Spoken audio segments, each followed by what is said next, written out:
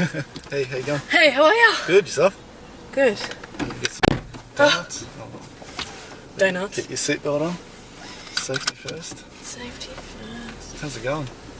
Yeah, not bad. What are you up to? The dog was looking very depressed as I left the house. That's right. It's good you can bring it back a treat. Don't think she can have donuts, but that's alright. What's been going on? Not Long much. time no see. Yeah, it's been a while. I think Above and Beyond up in Sydney was the last time I saw you. When was that? Yeah. God. Yeah, that's a When while. was that? That was around June or July. That was quite No, good. I was overseas then. June, July. June, start of June it would have been. Dates, but yeah. So what's been happening since then?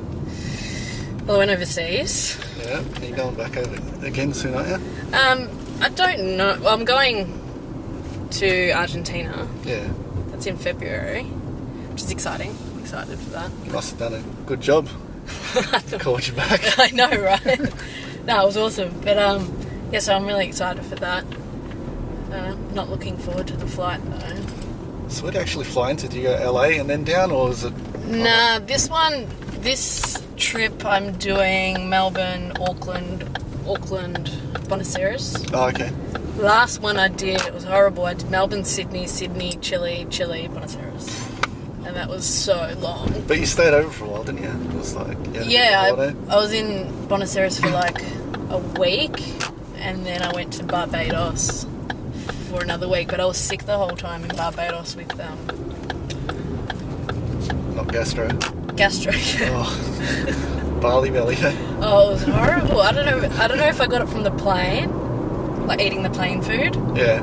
Because I literally had one meal in Barbados at the hotel.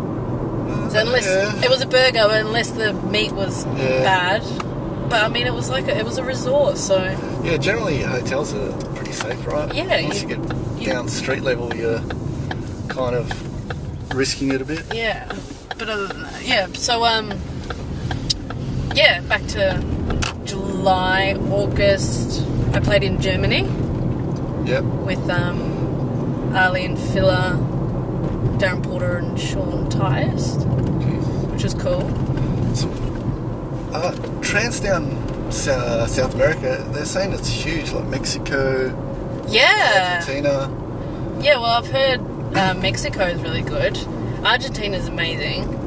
I mean, I haven't played anywhere else in South America, so I'm not 100% sure. But yeah, like all the state of trance is always doing in Mexico. They must love it over there. What about the crowd? Is it, you know how you've been playing in Melbourne for so many years, you know the crowd, you know what they react to? Yeah. Is it a complete difference? So different. But I mean, like when I play here, I've got a small support system in Melbourne. But over there, when I went over there, I was not expecting the outcome and the reaction from the crowd. It was nothing I've ever experienced before. They were just so responsive. Okay, so responsive to like literally every track that I dropped. We're going spastic. Yeah. I was like, oh my god, I've never had this before. It's crazy. Perfect crowd. So, yeah, I'm really lucky to have such an awesome fan base over there. It's really cool. And they don't stop. Like, they don't stop. They go all night. Like, their night started about 2 a.m. Oh, okay, so like they start arriving around 2 and they last till about like 7 o'clock in the morning. Jeez. And it was like... They must have a massive pre-session, or pre's. Because they go to dinner at like 10 o'clock at night. Yeah. It's all... I guess they don't have like the curfews and stuff. No. Right? And when I was playing, I don't know, it was just amazing. So I wish I could explain it, but... So what was your set time? 2 a.m. or 3 a.m. or something like that? I think it was like 2. I started at 2. Okay. And I went for 3.5 hours. Poor. That's the longest set I've ever played. Were you a bit, I don't know, unsure, having not played that long before? A little bit, but like, I kind of went back to when I first started DJing, like as in my bedroom. And I would practice for like 6 to 8 hours a day. Yeah.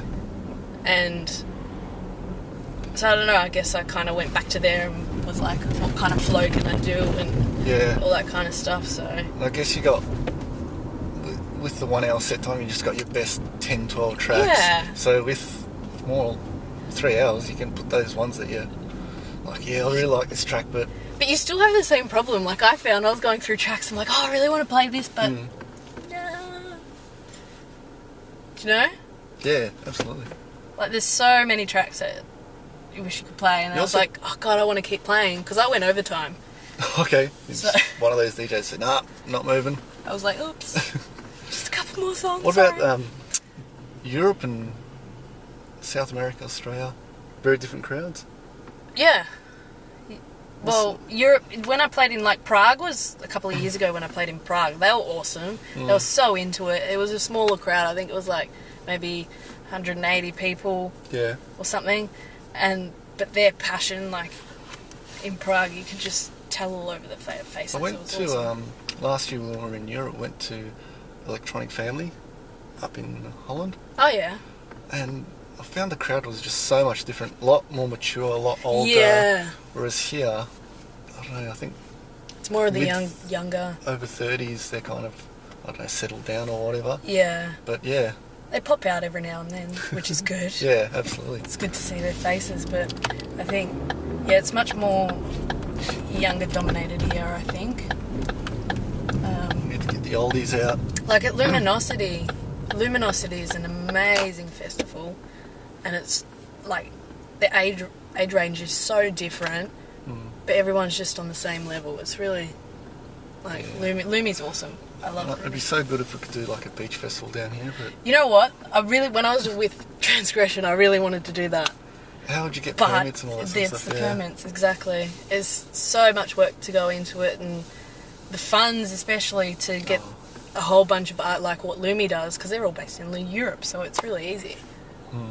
Yeah. Like most of them are based in Europe anyway. Domestic flight. Pretty much. Yeah. And to fly so many big name artists down from Europe cost thousands. Yeah, but even, I don't think you can do anything on a beach here, because it's considered public property or... Yeah. You know. You'd have to look at like maybe something on, whatchamacallit? St Kilda, you know, is it River? Yeah. River or something? Yeah, they've got that shoreline. Yeah, which would be nice. Doesn't Lindsay Fox have a bit of private beach land? Yeah. There was a dispute with him at one point. I think he... That was ages ago, wasn't it? Yeah. I suppose he can afford it, right? Well, yeah. Yeah, pretty much. What have you been up to? Not much. Just working and making music. I just actually got the you seen that Dead Mouse Masterclass? Yeah, I saw that. I've got that. I've started a bit. Doing that? I find his stuff really interesting. Okay. So I'm gonna That's get cool. ideas and stuff. I signed up to the Hans Zimmer one. Yeah. So I'm just waiting for that now. He's down soon. You going to that? Yeah. Are you? Yeah, nah. Why not? I'd love to. I don't know. Dude. How could you say no? Well, that guy's just he's genius. He's amazing. But yeah, so you're doing the Dead Mouse fight thing? Sorry? Yeah. Dead Mouse thing? I watched the first chapter, I think, first 2 chapters sort of things. Okay. And he talks about his creative, how he kind of gets the creative things going. And what I found interesting is he said that he starts at kind of midnight and goes through to about 7 a.m. So he produces at night? Yeah. He goes around 3, 4 a.m. where you start getting delusional. He goes, that's when you just create some weird stuff and you're like, geez. Oh, wow. So might be worth giving it a go. Yeah, give it a crack. Yeah. So how's life after Transgression? It's good. Like I've had... You don't miss putting events together? Yeah, I do. I had heaps of fun. But it took quite a lot of time away from my own personal music and stuff like that, because my timing would be completely off. I'd be up in the middle of the night talking to artists and managers and all that kind of stuff, and then I'd sleep quite a lot throughout the day, and then because I live in an apartment building, you can't do music and I hate working in headphones. You can't play loud music after a certain time out of respect, so Life after transgression has been great. I don't Like, think it's been good for them. I sure do miss you. Yeah, I do miss it a lot. I had quite a lot of enjoyment. I guess you ought to learn to Oh, wow. What's that? I order, like, from there every night, basically. But now you know where it is, eh? Now I know where it is. What is it, like Uber Eats or Deliveroo? Or... Menu log. Oh, okay. Yeah. So just been working on heaps of music. I've done a progressive track just recently. Not run over this lady. Move. She's not stopping for me. No. Yeah, so I've started a progressive track because I was listening to. Yeah, I heard that clip on. That's like really good. I like that. I was listening to progressive. And I was like, you know what? I'm in the mood. Something just sparked in me, so I just started doing something. So now I've decided that I'm gonna do an EP. I think. Progressive. Not progressive, uplifting, and cinematic. So a couple of songs. A lot of it. I think it's going to start coming back. Progressive. Yeah. Like, I like it. It's something I would never play out. Okay. Because I play uplifting. That's like completely my passion. But it's always good to have a bit of a change with producing because things just start sounding the same. You learn a bit as well. Yeah. So yeah, I don't know.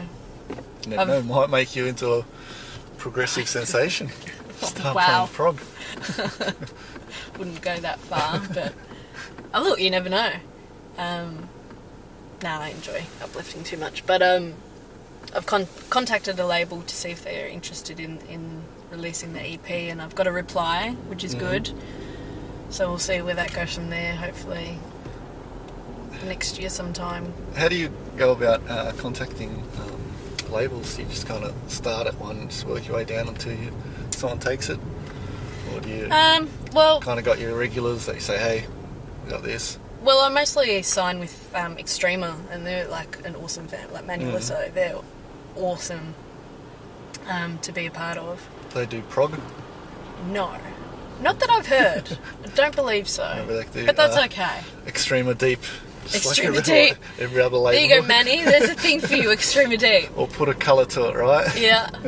Extrema Blue. Extrema Red. But, just kind of go with Extrema. I like Extrema. Yeah, it's good once you get a good working relationship with someone. Yeah. I'd love to get a track signed on FSOE or Who's Afraid of 138 or something like that. But at the end of the day, I'm happy just to have something released. Good family as well. Someone's going to support you and support your tracks and all that sort of stuff. If I can just have something released, it doesn't bother me. Look at this person. I know, how rude. Come on, jeez. This is the most rudest thing in the world. Jesus. It's going on camera, that. Yeah, God. Australian drivers are rude. I think there's a website called Dashcam something. Oh, there is, isn't there? Where's this donut place? Here we go. Ooh. That is? Yeah, all day donuts. Oh, yeah. So if they're not open, they need to change their name. Yeah. It's quite empty, but the seats are there. Kermit's up. Good old Melbourne and parking. It's a business zone. I've never seen that before. Alright. Let's go. Give these things a crack.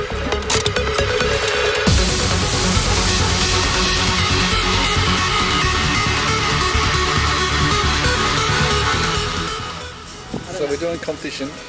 Whoever eats theirs the fastest is the winner. The loser has to tell a secret. Yeah. You ready? Alright.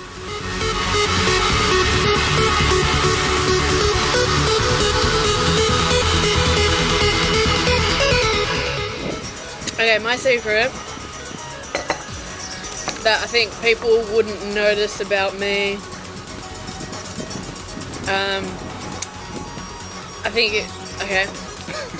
I have one hammer thumb.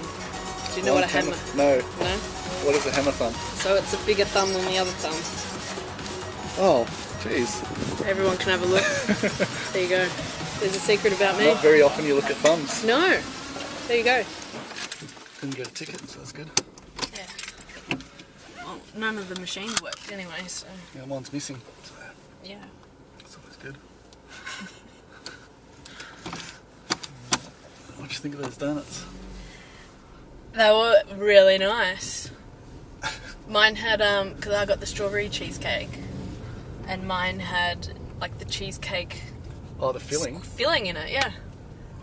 I should have got that. So it was really nice. I'll have to come back here on my own. I know, Do a donut run by myself. Take me next time again, I'll have another one of them. Yeah, no, it was good. I reckon I rate it... Out of 5. Give it a rating out of 5. Out of 5? Okay, I have had better donuts, so I'm going to rate it a 3. Ooh, tough critic. Very tough. I'm going to turn into a donut snob. just FYI. What about yours? Yeah, What did you have again? I think it was called raspberry something. Raspberry crumble or... Oh yeah. The dough was quite good. It was soft. Icing was nice. Yeah. It's hard though, because you don't want to give it too much. And then people say, well, these are really good. Yeah. And you don't want to be below par.